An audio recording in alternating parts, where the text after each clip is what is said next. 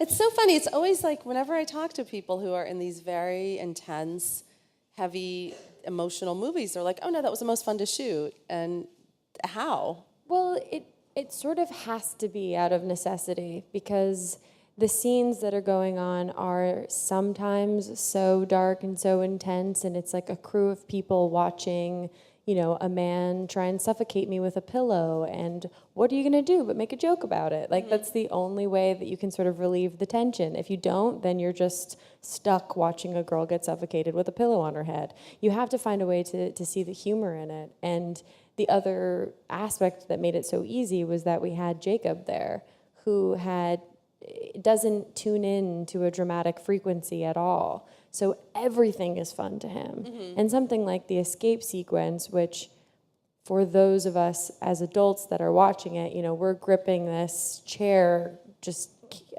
traumatized as we're watching it.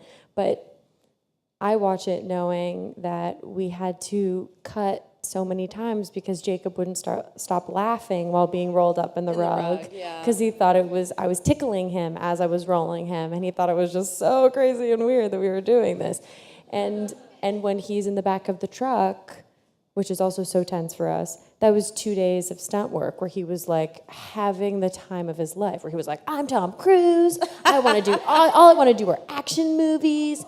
Dad, look at how I jumped off the back of this truck." Like, everything to him was so exciting. And so you're constantly surrounded by, because he's in every single scene of this movie, you're surrounded by this child that doesn't see the darkness of it. So it becomes really easy for all of us to kind of leave the darkness to the side.